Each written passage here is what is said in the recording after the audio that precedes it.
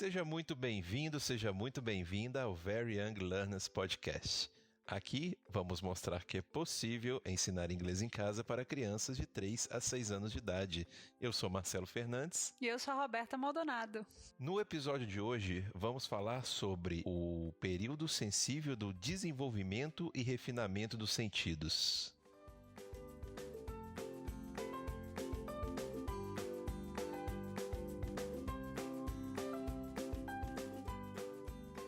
Então, Roberta, relembre aí para o pessoal o que são os períodos sensíveis, quais são eles. Tudo bem, vamos relembrar. Período sensível é um espaço de tempo, durante o qual a criança tem muito interesse em determinada atividade e maior facilidade de absorver determinado conhecimento. Maria Montessori observou uns 11 períodos sensíveis nas crianças, entre 0 e 6 anos de idade. Tá? Isso varia de autor para autor, mas nós vamos falar aqui nesses podcasts dos 11: movimento, linguagem, ordem, detalhes, refinamento dos sentidos e desenvolvimento, relações espaciais, escrita, leitura, matemática, música e ritmo e período da graça e cortesia. Tá? É muito difícil determinar exatamente quando um período começa e termina, mas ela estipulou um guia mais ou menos e eu prometi ir passando aqui para os nossos ouvintes semanalmente. Dessa forma, os pais podem observar o comportamento das crianças, perceber o que mais interessa naquela fase e ajudá-los, preparando o ambiente para eles.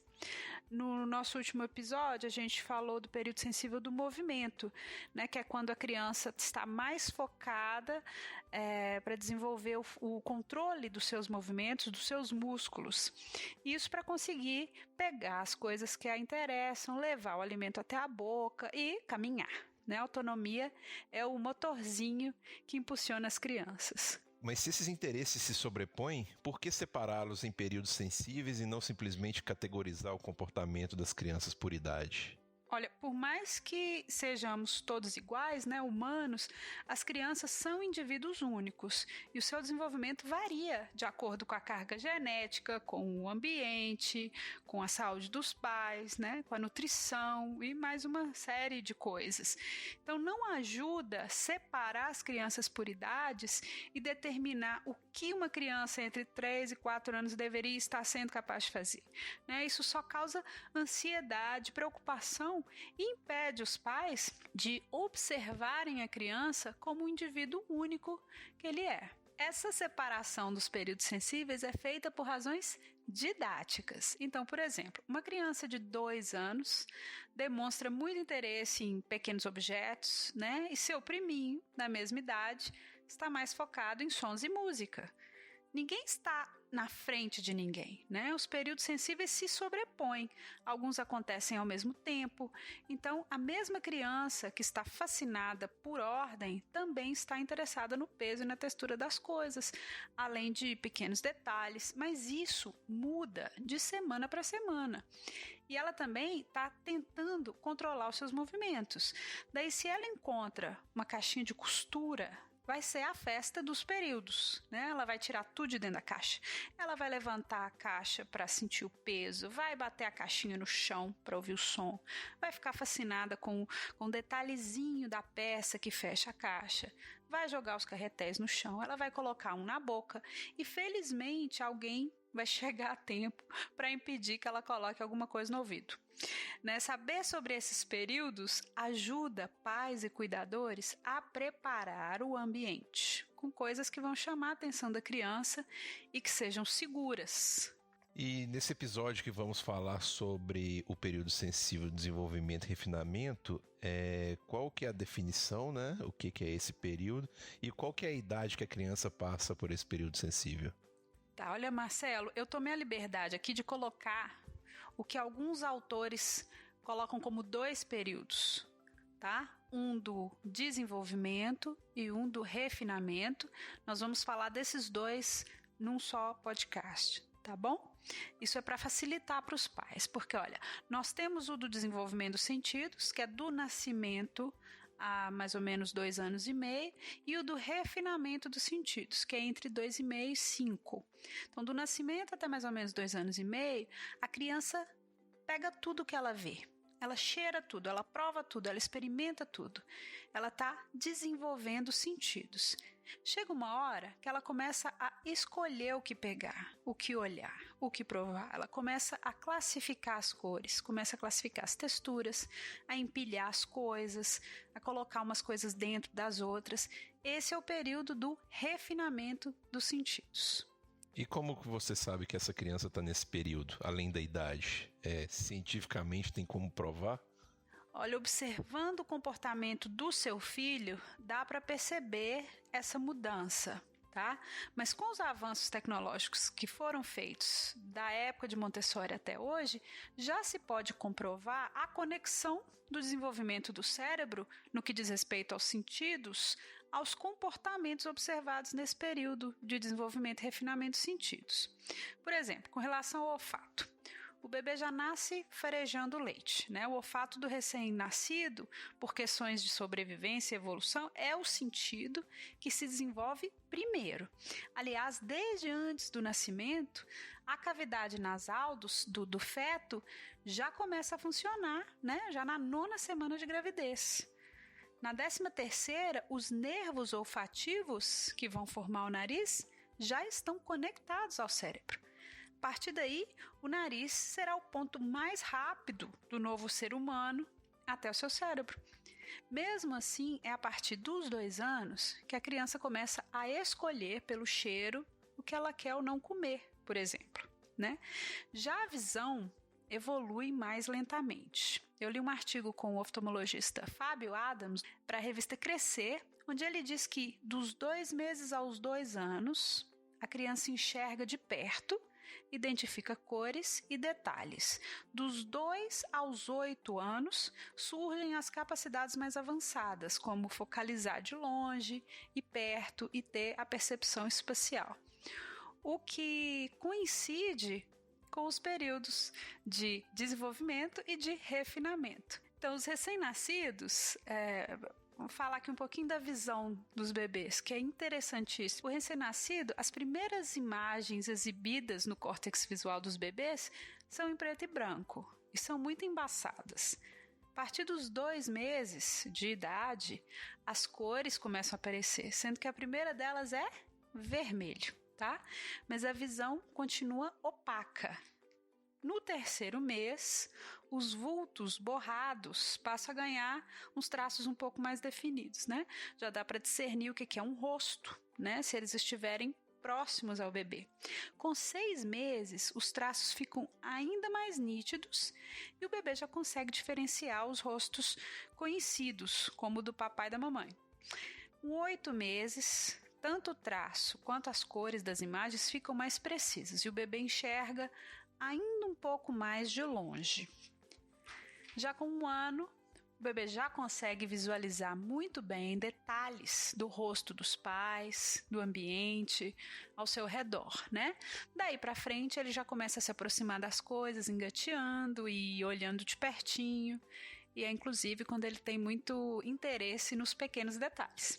Você se lembra de alguma história em sala de aula ou com alguém que isso foi sentido na prática? Eu tenho um exemplo do desenvolvimento da audição e eu acredito que do tato também, da capacidade do bebê de sentir as vibrações, né? Porque desde o útero, a mãe, desde o útero da mãe, né? O bebê já ouve a voz da mãe, as vibrações, as músicas. E depois que nasce, ele reconhece essas músicas. Isso tem a ver com o desenvolvimento dos sentidos, né? Eu não sei se é um bom exemplo, mas vamos lá. Eu nunca vou esquecer que a primeira vez que eu vi meu afilhado, eles moravam em Santos e eu em Belo Horizonte. Era fim de ano, né? Eu me ofereci para ficar com o bebê, para eles poderem ver os fogos na praia, né? Meus pais também estavam lá, eles aceitaram. Aí a minha cunhada falou: Rô, ele acabou de mamar, então se ele acordar, mas não chorar, você pode deixá-lo tranquilamente no berço que ele dorme de novo. Caso ele chore, você pode pegá-lo bem devagar, né? Ninar assim, sem precisar falar nada. Se ele seguir chorando, tem uma música que eu canto para ele desde a gestação que você pode cantar, que ele acalma na hora. Mas só use em último caso. Não deu outra, né? Ele acordou, chorou, peguei, né? Com aquela mistura de medo, de delícia que é. Ele parou, mas voltou a chorar, eu cantei e foi mágico. Ele foi acalmando, ele dormiu. E eu, né, com aquela lágrima descendo, de tanto amor que eu senti naquela hora. Então, como uma criança tão novinha já faz essas correlações? Como que ela associa uma melodia e uma série de vibrações, né, a sensação de segurança? Sim, é natural, né, é esperado, mas não deixa de ser maravilhoso. Isso tem a ver com o desenvolvimento da audição. Alguns meses mais tarde, agora eu fiquei com muita saudade dele, eu já tinha visitado ele outras vezes, né? Mandei um áudio falando que eu tava com saudade, cantando a musiquinha que eu fiz pra ele. Ele já estava começando a falar e eles filmaram a reação dele. Ele reconheceu minha voz, falou Dinda e quando acabou ele pediu Dinda, né? E deu uma suspirada. Vou te contar, eu assisto esse vídeo diariamente. Foi a declaração de amor mais pura que eu já recebi na vida. Chora não, coleguinha. Voltando aqui, o que acontece se esse período não for respeitado no dia a dia? Olha, muita birra e muita frustração por parte da criança. Se você não permitir que a criança explore essa necessidade, essa urgência que ela tem de experimentar as coisas, ela não vai sossegar. Tá? Essa ilusão que a gente tem de que o bebê tem a capacidade de obedecer algo que não seus próprios instintos, leva muitos pais ao colapso. Se ela está com alguma coisa que pode ser perigosa na boca, não puxe com força, achando que a criança vai entender que não pode. Ofereça outra coisa e tire o que não pode do alcance da criança, tá? Distração é a melhor alternativa nesses casos. Mas então a casa ela vai ter que ser organizada em função da criança, correto? Sua casa só não, a sua vida. Tá? Criar uma criança deve ser a sua principal prioridade. E eu não estou sugerindo aqui que você só vive em função da criança. Não faça programas de adulto, largue seu trabalho, seu emprego sem poder. Não, é o contrário. Quanto mais você seguir as necessidades da criança, menos dificuldades você vai ter. Se você organizar a sua casa e a sua vida considerando as necessidades da criança, você tem muito mais chances de viver em harmonia com ela. Ela vai dormir melhor, ela vai comer melhor, ela vai chorar menos e ela vai adoecer menos. Se o adulto prepara o ambiente para ela e se prepara para ela, ele aprende sobre desenvolvimento infantil, ele realmente entende que essa é a missão mais importante que existe. Uma vez que você está 100% dedicado, fica mais fácil para você. Mesmo porque não tem volta, né? Uma vez que você é pai, que você é mãe, é isso aí. Mas é preciso realmente encarar esse desafio de corpo e alma, tá? Curtir a infância do seu filho é, inclusive, um direito seu, né? Mas exige entrega e exige muita organização. E o que o adulto pode fazer para facilitar para a criança explorar esse período sensível? No quartinho do bebê, evitar cores fortes, evitar coisas demais, né? Evitar luzes fortes, brinquedos barulhentos, sons artificiais. Então nada daqueles brinquedinhos que chacoalham, que fica... Olha, de preferência, com sementes, coisas naturais. Os sons muito metálicos, eles podem agredir mesmo, tá? Aquele cachorrinho que fica dando pirueta. A maioria das crianças tem medo daquilo. Eu já dei de presente para muitas pessoas. Não, esses não devem quando evitar. A criança estiver um pouco mais velha, acho que os pais vão curtir mais. Fica a dica. Quando a criança já estiver transitando pela casa, né, você vai facilitar a vida dela e a sua com o banquinho, né, no banheiro e na cozinha, como eu sempre falo aqui.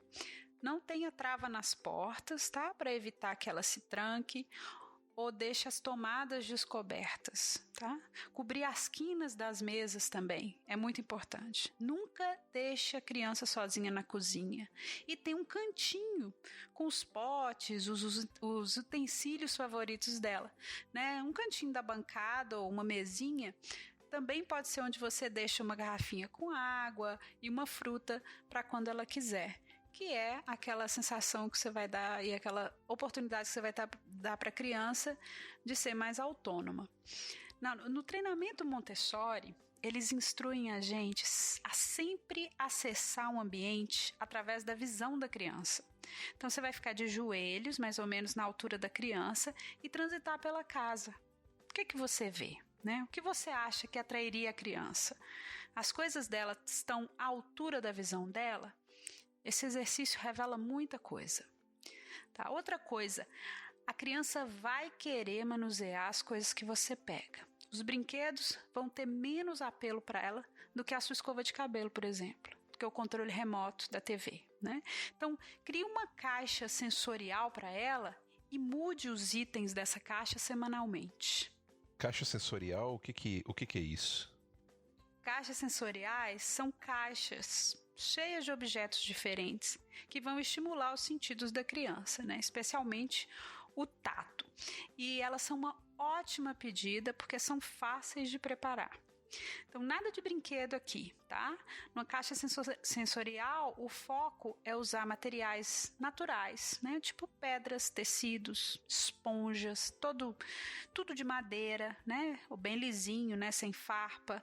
Utensílios que a criança goste, tipo colher de pau, aquele batedor de clara de ovo, escova de cabelo, frasco vazio. São esses objetos que a criança pode brincar e explorar, que são coisas de adultos, que elas têm curiosidade. E sobre esse ambiente seguro, o que você acha mais perigoso nessa fase? Olha, o que nós todos professores, né, cuidadores e pais temos muito medo, né, é de janela sem proteção, né, de piscina, de escada sem proteção. Para a escada, desde cedo, é bom ensinar o seu filho a descer sentadinho, né, degrau por degrau. Mesmo assim, é bom ter o portãozinho de segurança na escada e nunca tirar o olho, né, em lugares com piscina. Natação desde cedo é recomendável, né? Agora, o segundo maior medo para mim é deles engolirem ou inserirem objetos no ouvido e no nariz, tá? E todo mundo conhece um caso. Não tente retirar se não tiver treinamento. Vá para emergência ou chame a ambulância. Os profissionais de saúde têm muitos casos diários desse tipo, tá? Eu vi um documentário recentemente também sobre móveis que não cumpriam as regras de segurança e caíram em cima das crianças. Então, se a sua estante é estreitinha e leve, chumbe ela na parede. Não arrisque. É da natureza da criança escalar as coisas para ver o que tem lá em cima, tá? E esses acidentes podem ser prevenidos. Faça isso hoje. Agora, um perigo invisível que me chamou a atenção é a dos brinquedos de plástico com componentes tóxicos, especialmente os de plástico macio, mordedores. Não é possível. Tem certeza que isso não é fake news para assustar as pessoas? Problema da China, essas coisas? Não. Pois é, Marcelo, esse estudo que eu li foi de 2009, tá? Ele foi publicado na revista científica Química Nova e nele cientistas paulistas detectaram metais pesados e substâncias tóxicas em brinquedos de plástico provenientes da China, comprados em diversos pontos de São Paulo e na fronteira com o Paraguai. Tá? Esse trabalho preocupou-se em mostrar, por meio de resultados analíticos, que brinquedos importados de procedência duvidosa, como aqueles que crianças facilmente levam à boca e mordem, estão contaminados com elementos tóxicos e isso deve servir de alerta aos consumidores, tá? Os resultados mostraram que o plástico dos brinquedos analisados continham vários metais, dentre eles metais pesados, como sendo alguns prejudiciais à saúde, né? Os resultados foram comparados aos valores reconhecidos como perigosos à saúde pelo Inmetro. Então, são elementos que não existem naturalmente em qualquer organismo e tampouco desempenham funções nutricionais ou bioquímicas em micro-organismos, plantas ou animais, ou seja, a presença desses metais em organismos vivos é extremamente prejudicial, né? Em concentrações acima do limite máximo permitido pelas legislações pertinentes. Então, identificou-se também nesse trabalho o elemento tório, que apesar de não estar presente em todas as amostras analisadas, em algumas se encontrava de forma heterogênea, né? Isso foi um brinquedinho de plástico, um peixe. Alguns tinham, alguns não tinham. Então, uma coisa preocupante. Isso pode ser devido ao uso de materiais recicláveis utilizados na confecção dos brinquedos. Tá? O tório é um elemento radioativo e de alta periculosidade à saúde pública, mesmo sendo encontrado em baixa quantidade. Já os fitalatos são substâncias empregadas como plastificantes para tornar o PVC, né, o cloreto de polivinila ou vinil, mais flexível, sendo componente de produtos como brinquedos, mordedores, forros, pisos, vestimentas, capa de chuva, bota, casaco, papel de parede e produtos cirúrgicos também, bolsa de sangue, catéteres.